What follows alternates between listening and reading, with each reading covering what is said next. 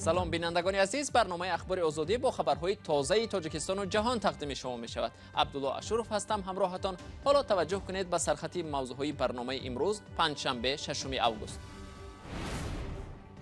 سنه انتخابات پرزیدنتی معلوم شد. با قرار مجلس عالی انتخابات پرزیدنتی تاجیکستان روز 11 اکتبر سال 2020 دایر می شود.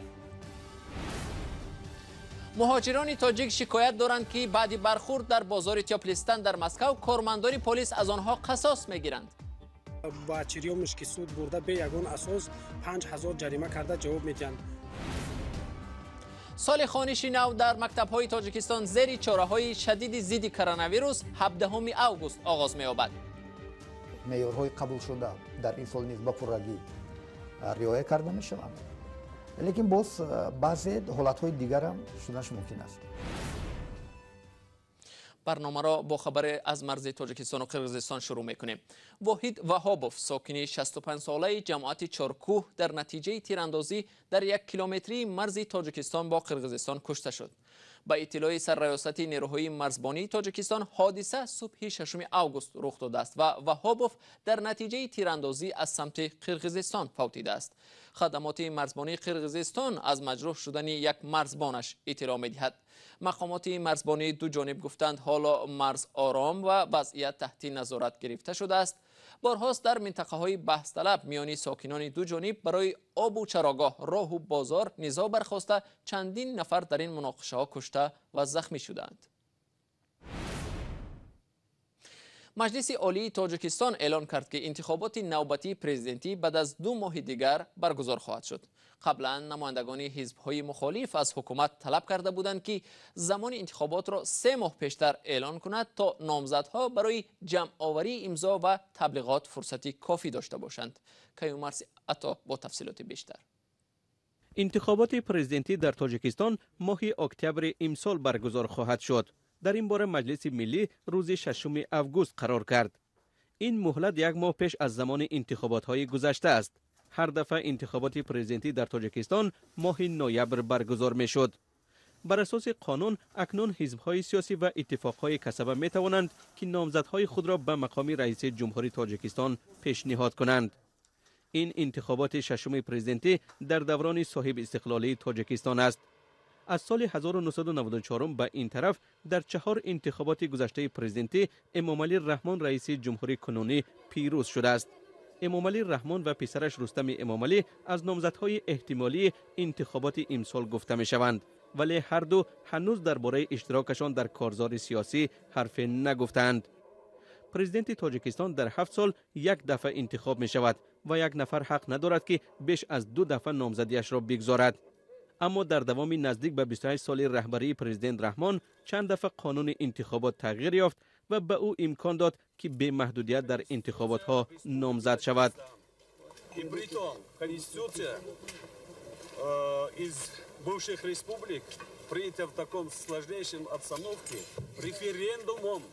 انتخابات آخرین پرزیدنتی در تاجیکستان ماه نوامبر سال 2013 برگزار شده بود. در آن انتخابات امامعلی رحمان و 5 نفر دیگر از جمله عبدالحلیم غفاروف رئیس حزب سوسیال دموکرات، سید جعفر عثمانزاده رئیس حزب دموکرات و علیمجان بابایوف رئیس حزب اصلاحات اقتصادی اشتراک کرده بودند. عبدالحلیم غفاروف و علیمجان بابایوف در انتخابات پرزیدنتی سال 2006 نیز نامزد بودند. عین حال بابا نظر و نامزدی مخالفان در انتخابات سال 2013 هم به جمع آوری امضاهای ضروری برای ثبت نام نامزدیش موفق نشد. جانبدارانش گفتند که مورد تعقیب و فشار قرار داشتند. مقامات تاجیکستان و ناظران کشورهای اتحاد دولت‌های مستقل همواره انتخابات‌های گذشته تاجیکستان را دموکراتیک و مطابق به معیارهای بین‌المللی ارزیابی کردند. ولی ناظران کشورهای غربی از جمله ناظران سازمان امنیت و همکاری در اروپا میگویند که هیچ یکی از انتخابات‌ها در تاجیکستان شفاف و دموکراتیک و عادلانه و موافق به معیارهای بین‌المللی نگذشته است. مهاجران کاری تاجیک میگویند نهادهای حفظ حقوق و ترتیبات روسیه در مکانهای زیست و جای کار آنها تفتیش را شروع کرده بسیاری ها را بازداشت نمودند. تفتیش مهاجران کاری پس از آن رخ داد که کارمندان پلیس مسکو نتوانستند یک شهروند تاجیکستان را که با پاسبانی بازار جنجال کرده بود بازداشت کنند. یکی عده از مهاجران کاری از شهر و ولایت مسکو بر رادیو آزادی نوارها فرستاده اصرار می‌ورزند که بعد از جنجال مهاجران با پلیس در بازار تیاپلیستانی شهر مسکو توجه پلیس به آنها بیشتر شده است. حامیان حقوق مهاجران میگویند بعد بازداشت پلیس مهاجران کاری را بدون سبب خاص جریمه بسته رها میکند. متاسفانه کارمندان پلیس مترو تیاپلیستان این رو نادیده گرفته مهاجران رو برده به یگان اساس با چریومش که سود برده به یگان اساس 5000 جریمه کرده جواب میدن و اونها رو زیاده از 2 روز در شعبه های پلیس منع میکنند. امروز باشد زیاده از 100 نفر رو خپیدگی هستند، شهروندان آسیای میانه و خصوصا شهروندان تاجیکستان و 2 روز پیش 30 نفر رو خپیدگی بودند. ما خودمون به شعبه پلیس زنگ زدیم و یعنی پروکراتور زنگ زدیم، باز به شعبه پلیس مرکز زنگ زدیم، اما متاسفانه یگان نتیجه نداد. تفتیش و بازداشت گروهی مهاجران در مسکو و اطراف آن در حالی است که در مرز روسیه با قزاقستان یک گروه دیگر ماه‌ها باز انتظار بازگشت به زادگاهشان هستند. پس از برخورد مهاجران کاری با نیروهای انتظامی در ناحیه بلشه چرنیگوف که در ولایت سمره روسیه 3 نفر بازداشت شدند. در این باره الکساندر ساموف رئیس این ناحیه بر رسانه‌ها خبر داده است. مهاجران در این موضع ماه‌ها باز انتظار عبور مرز روسیه با قزاقستان برای بازگشت به زادگاه خود هستند. ادامه این موضوع در گزارش همکارم میرزا نبی خالقزاد. این مناقشه در ولایت سمره روسیه رخ داد. در این نوار دیده می شود که صدها نفر راه را بستند و به سمت قزاقستان حرکت دارند. در یک آن واحد مرزبانان روسیه به جای حادثه حاضر شدند و با کلتک و سپرها ازدحام به شور آمده را پراکنده کردند. در جواب مهاجران به سوی مرزبانان سنگ هوا دادند. درباره جراحت برداشتگان خبری نیست. بعداً مقامات روسیه خبر دادند که ازدحام مهاجران را خود آرام کردند. مهاجران کاری چند ماه باز از ناچاری در نزدیکی مرز روسیه و قزاقستان روز گذراندند. در خیمه‌های خودساخت نزدیک گذرگاه‌های ولایت سمره و ارینبورگ صدها مهاجران کاری از قرقیزستان، تاجیکستان و ازبکستان به سر میبرند. در میان آنها پیرانسالان، کودکان و زنان حامله نیز کم نیستند. همه آنها یک هدف دارند: هر چه زودتر به زادگاه به محل زیست خود برسند. شرایط زیست مهاجران در این دشت‌ها خیلی طاقت فرسا است. ببینید در همین گونه شرایط مهاجران زندگی دارند. این خیمه را به شما کی داد؟ وزارت کارهای فوق‌العاده روسیه. بعد چی گفتن؟ چقدر شما در اینجا خواهید بود؟ چی گفتن؟ حالا معلوم نیست، چیزی نمیگویند. برای از این هم بدتر نشدن اوضاع، حکومت‌های کشورهای آسیای میانه وابسته به امکانیت تلاش دارند شهروندان خود را بازگردانند. با این وجود در نزدیکی مرز روسیه و قزاقستان در ولایت سمره و ارینبورگ 1000 مهاجر انتظار عبور هستند. به گفته مقامات روسیه امروز حدودی 5000 شهروند قرقیزستان برگردانیده می شوند. به علاوه 500 نفر شهروندان ازبکستان هم می توانند به وطنشان بازگردند.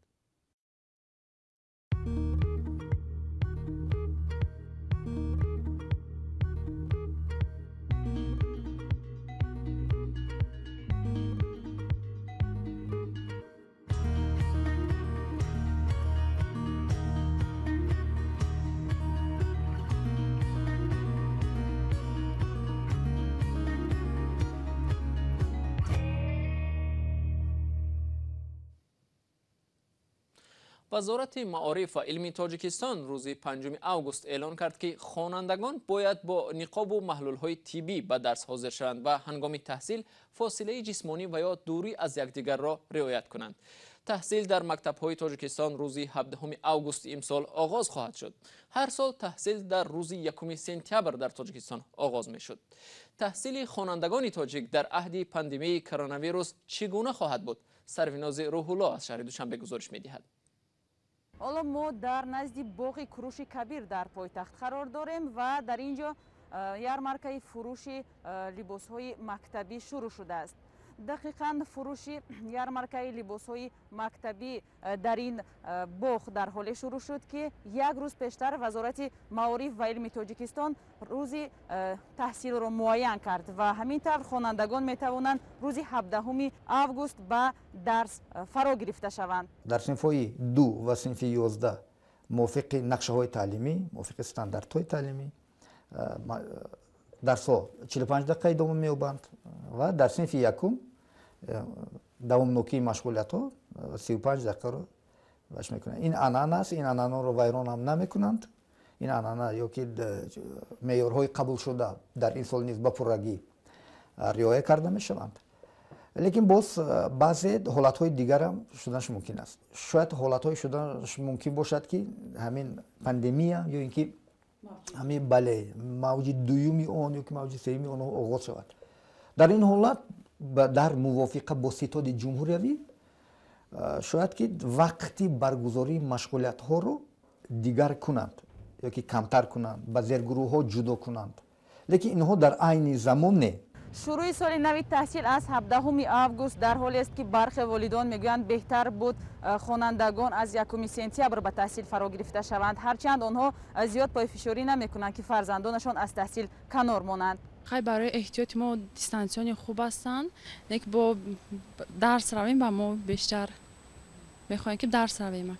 خواندن هم نقض با اگر که خیلی وضعیت ها هست کسا هست اکو با بهتر با خواندن میشد که خوانن یاد گیرن. در این مدت خیلی هم خود را احتیاط هم نمودیم، خوبتر بود که با درس شروع میکردیم. وزارت معارف و علم تاجیکستان سبب 2 هفته پیشتر شروع شدن سال نو تحصیل را به بروقتر تمام شدن سال خوانشی 2019 و 2020 میداند. ضمناً اولهای ماه می با سبب پنهان شدن بیماری کرونا ویروس از جمله در تاجیکستان در تمام مکتب‌ها و مؤسسه‌های تا مکتبی و میانه تحصیل موقتا قطع شد و بهای ختم کنندگان وابسته به چاریک‌های گذشتهشان گذاشته شد. همچنین گفته می شود که ختم کنندگان صنف‌های 9 و 11 امتحان ختم نسپاریدند. سروین روح‌الله، امردین علیموف، آزادی، دوشنبه.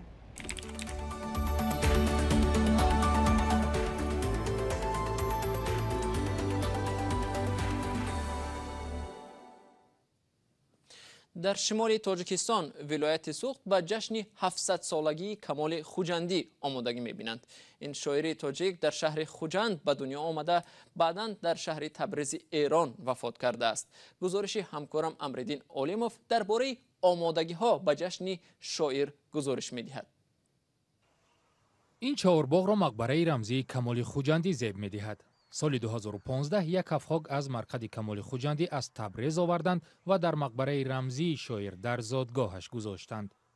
کمال خوجندی سال 1320 در شهر خوجند تاجیکستان تولد شده، سال 1401 در شهر تبریز ایران درگذشت و در باغش در کنار والیانکو به خاک سپرده شد.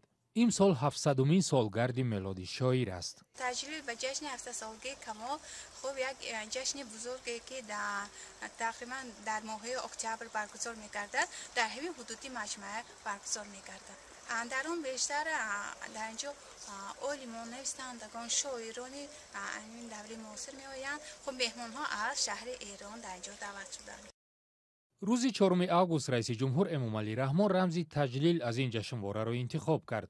سال 1996 به افتخار 675مین سالگرد زادروز کمال، پیکره او از روی رسم رسام تاجیک کمال‌الدین نادیروف در خیابان در مرکز خوجند گذاشته شد. من کمال خوجندی را همچون یک شاعر بزرگی ملت تاجیک میشناسم. بسیار غزل‌های بسیار خوب نوشتگی. اتفاقا پیکره کمال خوجندی در زادگاهش در محله گذاشته شده است که به روایت ها در نزدیکی آن منزل خانواده شاعر واقع بوده و در آنجا تولد شده است. امروز خیابان و چهارباغ کمال رهگذر مردم است. مقبره و پیکره ها ساکنان را به یاد شاعر بزرگ میبرند. بینندگان عزیز 15 دقیقه وقتی که برای برنامه ما جدا شده بود اینجا به پایان میرسد. تشکر از شما که تا این لحظه ها با ما بودید. اخباری از این بیشتر را در سامانه رادیو آزادی www.azadi.org بخوانید و در صحیفه آزادی ویدیو در شبکه اجتماعی یوتیوب ببینید. یادتان نرود فردا صبح بر وقت در نوید بامدادی با خبرهای نو و تازه شما را منتظریم. تا اون دم خدا نگهداری هر یک شما.